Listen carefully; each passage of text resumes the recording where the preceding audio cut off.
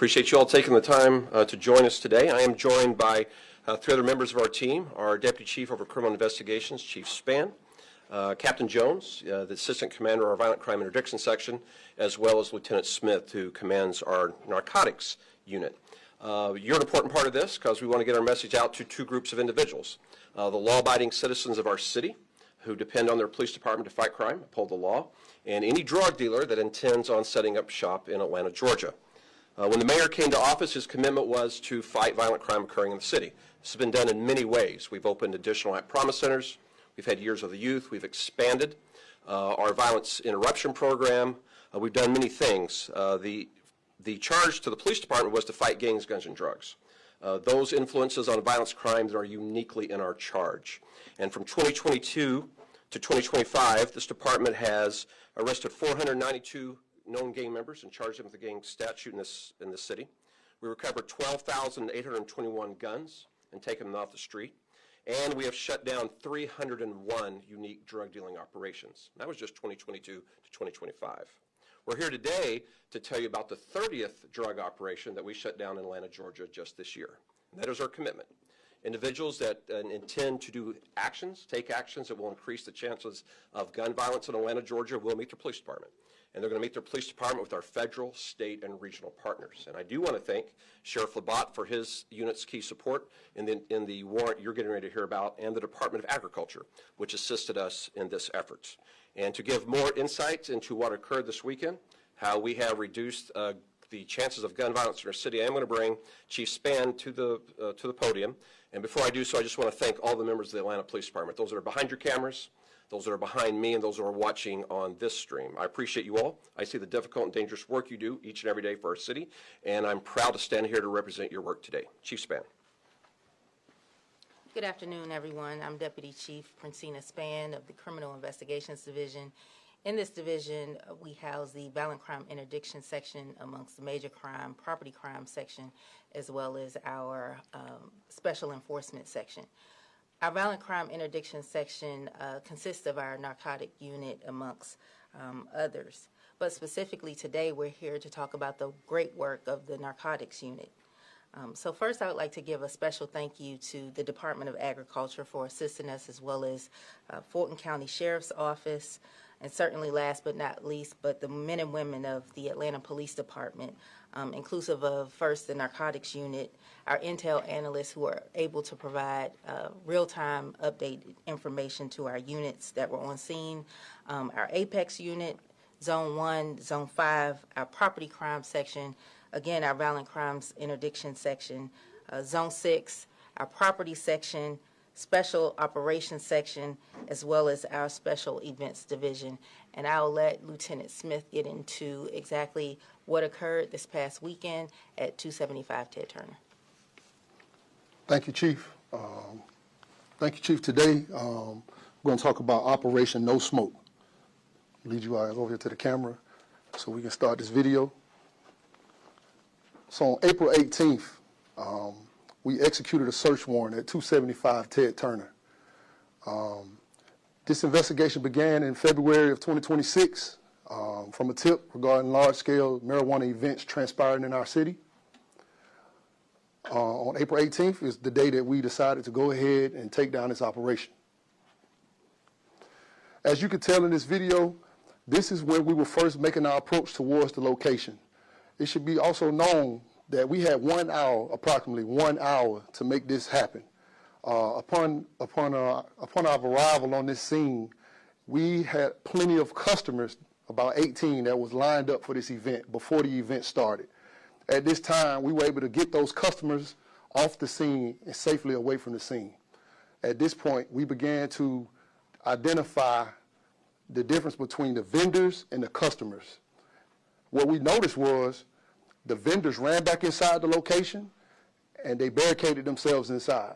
Shortly thereafter, a ton of people started running out the backside of that warehouse. So now we have what you guys are seeing. We have approximately 70 plus people running from the location, jumping on top of roofs, jumping over fences, running on the railroad tracks. All this because of this event that they planned. Meanwhile, while they're running, they're also throwing guns on the ground, They are, as you see them right here, they got bags. They're throwing guns. They're throwing bags full of drugs, gummies, raw marijuana. These are just some of the things they're doing. They're jumping off the back. It was a chaotic scene that we were able to control.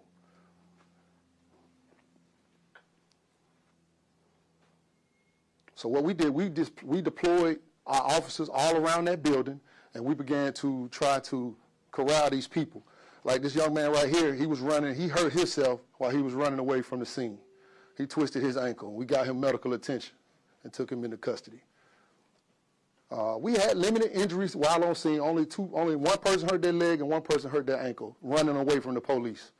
We was able to render them aid and charge them if necessary. These are some of the people that we rounded up. Altogether, we were able to total up 64 people. 64 people were detained and brought back to the scene. This is just some of the video of those people coming back to the scene. We were able to get additional resources out on scene. Zones 5 and 6, and also Zone 1 were very instrumental in ensuring that we had enough coverage and resources to get these people back. What you see right here is our entry team, Apex. They do most of our entries between Apex and SWAT. These guys just made entry into the warehouse. It was 69,000 square feet when they went into this warehouse with people hiding on 2 different levels. Apex was able to go in safely, make the scene safe, and secure the additional people that was hiding inside. It took Apex approximately 2 hours to clear this warehouse. So you'll see them being very tactical on their approach. They had to make entry into this warehouse because they, like I told you guys earlier, they barricaded themselves in this warehouse and then tried to flee out the back. This is a view.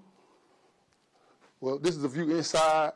At this point, we're kind of trying to add up some of the properties, some of the dope, all the different baggies. We encountered so much, like I said, a ton of marijuana. It was over 1,200 pounds of marijuana. We also encountered multiple, 24, we identified, once we got inside and started processing the scene, we identified 24 vendors that were selling inside of this, selling marijuana, illegal substances inside this thing. And it broke down to be 1,200 pounds of raw marijuana, 391 pounds of THC edibles, 29 pounds of mushrooms, and we were able to recover 15 guns, and we locked up 40 total people.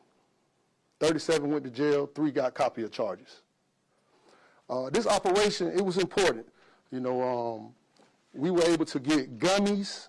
We have dolls that have marijuana, sometimes fentanyl, inside of the dolls that kids can play with. We also have packaging material that looks like Skittles, but they could be ecstasy pills. We have mushrooms that look like gummies, chocolate bars that are made with mushrooms and THC edibles. These things are the kids can get into if they're not being careful.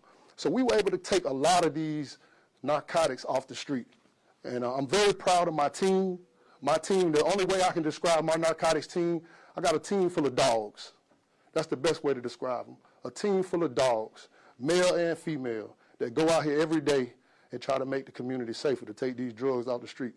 We appreciate the mayor's office, our executive command, because they give us the power and the pleasure to go out and do what we love to do every day, which is take these drugs off the street.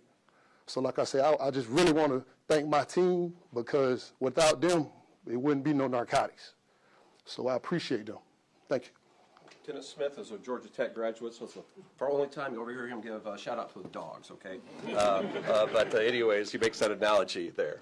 So let's talk about what we have in the room. Yeah, so these are not just trash bags that you see behind us. This is actually what was described in the video over the 1,200 pounds of raw marijuana, the 391 pounds of different edibles, packaged differently. Some of them were in Skittle bags. Some of them will look like Rice Krispie treats. Some of them look like candy bars. 29 pounds of mushrooms. And then, of course, the 15 guns that you see seized here. This is what we know that our community would be most proud of, that these 15 guns won't be disturbing a family tonight, or won't be disrupting anyone's sleep tonight. So we're very appreciative of that. And we're going to give you all this PowerPoint, and we will correctly misspelling of C's, but you all will have this PowerPoint. Now we'll take questions. We're gonna start on my far left. Yeah, Come down. that's right. You guys described this as a marijuana event. What is a marijuana event? So unfortunately, we had organizers that decided from 11 different states to come to the city of Atlanta to put together a marijuana event to sell all different type of strands and brands in our city. That's what this marijuana event was. Are those folks wholesalers? Are they conducting legitimate business in their home state and then choosing to come over here and?